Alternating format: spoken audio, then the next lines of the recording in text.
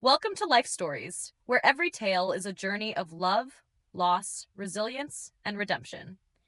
In today's story, we follow the emotional path of a man who gave everything to his family, only to be betrayed in the cruelest way. But instead of falling apart, he chose to rise, to rebuild, and to reclaim the dignity they tried to strip away. It's a story about pain, truth, and the strength to start over.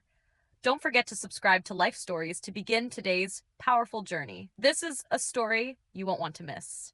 I used to believe I was one of the lucky ones.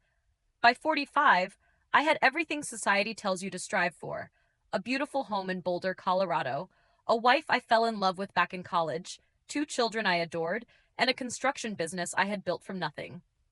It had taken years of sacrifice, 16-hour workdays, calloused hands, missed birthdays, but it had all been worth it, or so I thought. The home I provided was large and warm, the fridge always full, and my family never lacked for anything. From the outside, we looked like the picture of American success. But as I've come to learn, appearances are only ever half the story.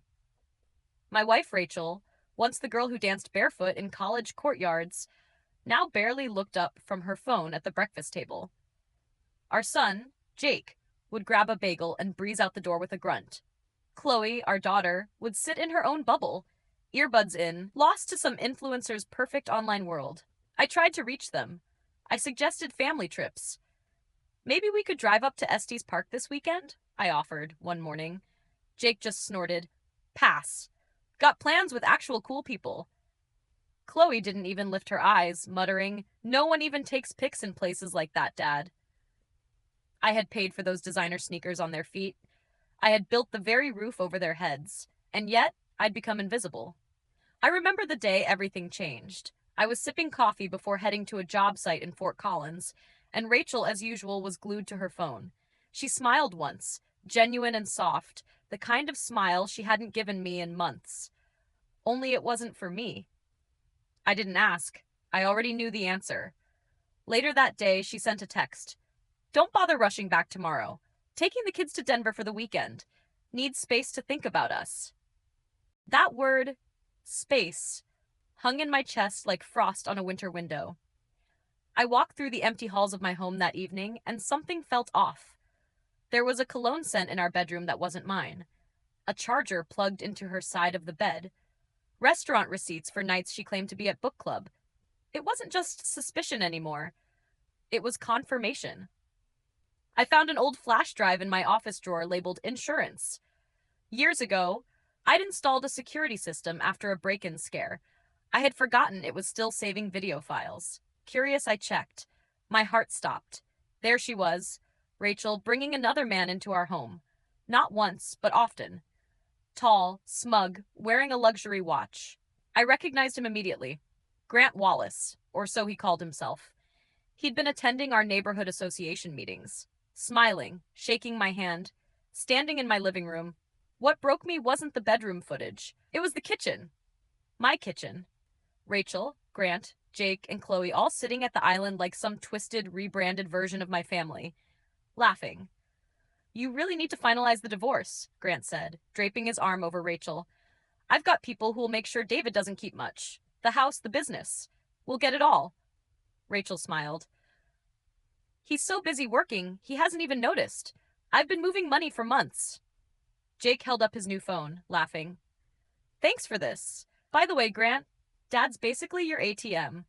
Chloe added, scrolling through her own device. "Yeah, but Grant's actually like present and rich." In that moment, I wasn't angry. Not even hurt. Just hollow. Like something had been scooped out of me and replaced with cold air. 20 years of love, sacrifice, building a life, and I was being erased. Not with a blowout fight or betrayal in the dead of night. No, this was something far crueler. A slow dismissal, a quiet replacement, as though I were just some outdated version of the man they thought they deserved. I stared at my reflection in the office mirror. I barely recognized the man looking back. But that night, something clicked. This wasn't about saving a marriage anymore. This was about dignity. If they thought they could rob me of everything and leave me broken, they hadn't learned a damn thing about the man they were trying to bury. That night, I poured myself a whiskey, turned off the lights, and started making plans. Not to get even, but to reclaim everything they thought I'd hand over without a fight. A network error occurred. Please check your connection and try again. If this issue persists, please contact us through our help center at help.openeye.com. I didn't sleep that night. Instead, I sat in the quiet hum of my office, every breath a measured vow. If they wanted a war, I'd give them one, but not the messy, screaming kind they were probably expecting. No, I would dismantle this betrayal with precision. Like pulling rotten beams from the inside of a house, I would expose every crack in their plan and leave nothing standing.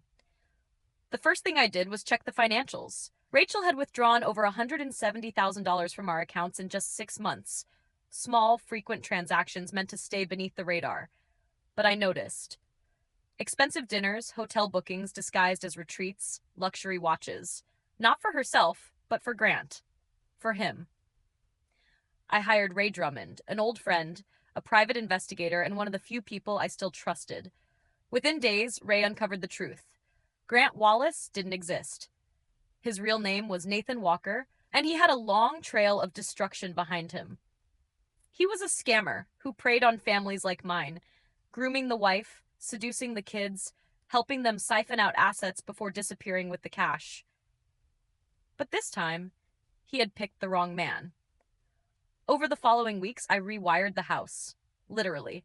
I installed hidden cameras, placed voice recorders where needed, and documented every movement, every conversation. I stopped being the man who paid the bills and became the man collecting evidence. Then came the night that broke me and built me back stronger. A plumbing issue, conveniently caused by Nathan's repairs, flooded our finished basement, destroying Jake's gaming setup. I came home from a long day at the job site and spent hours on my knees cutting moldy carpet, soaked in freezing water and bleach fumes. My hands were raw. My back throbbed.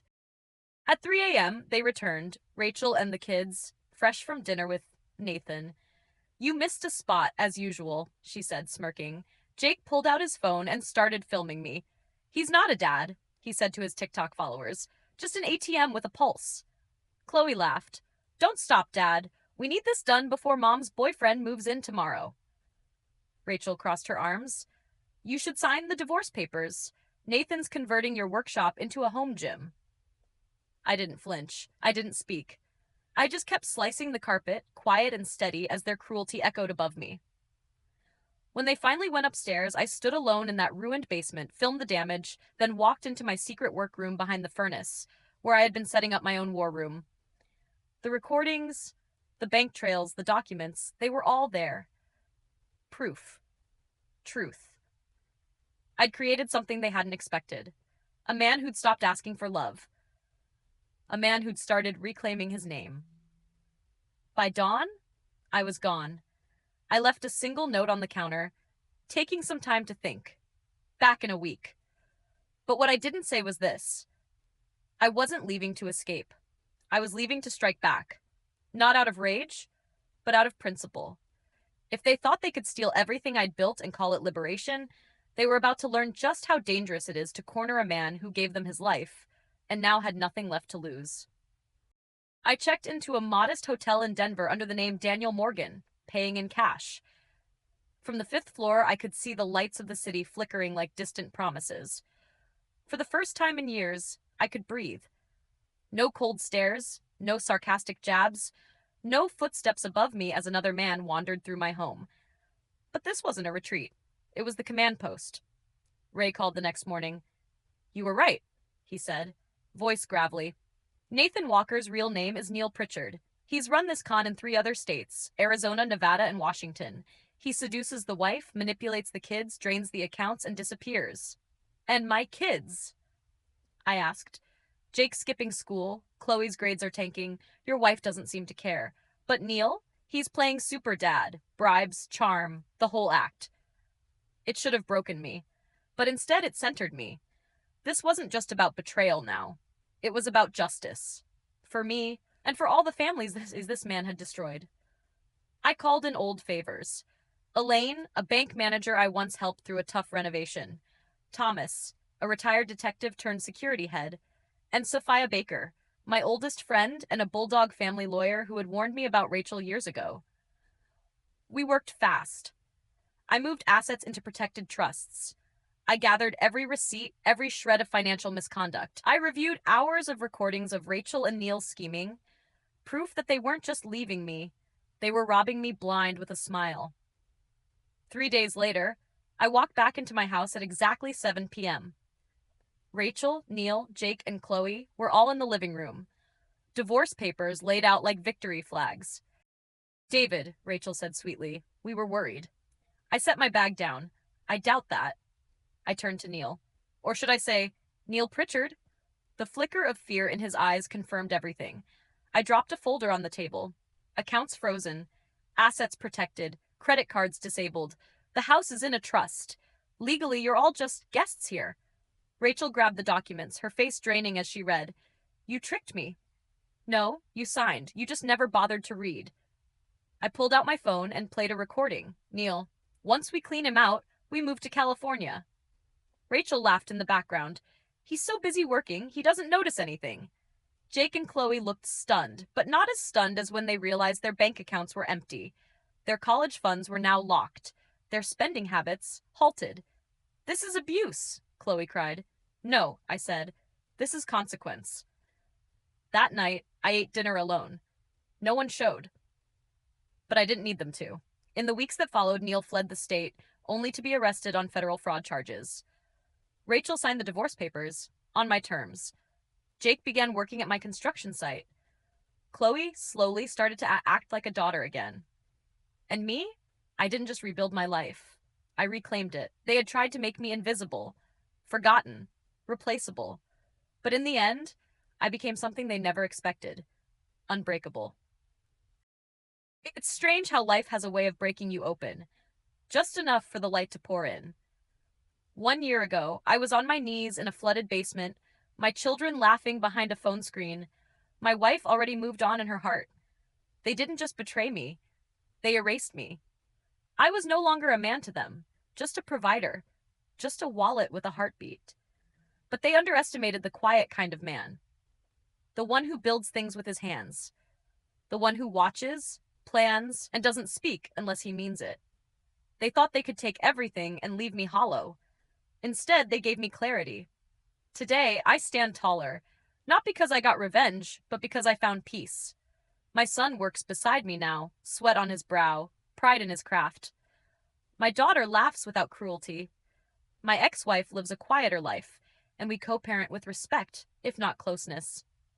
And the men who thought they could break me, Nathan, Lawrence, they're behind bars, their own lives dismantled by their greed. I've learned that sometimes life has to fall apart for you to see who truly stands with you and who was just there for the comfort. I've learned that love without respect is hollow, and forgiveness doesn't mean forgetting, but choosing not to let bitterness own you. I was the forgotten man, but now I am unforgettable, and I know who I am. Thank you for staying with me through this journey. If this story moved you, if it made you think, or reminded you of your own strength, don't forget to like and subscribe to Life Stories for more real, emotional, and powerful narratives just like this one. We all have stories. Some just take a little longer to find their voice,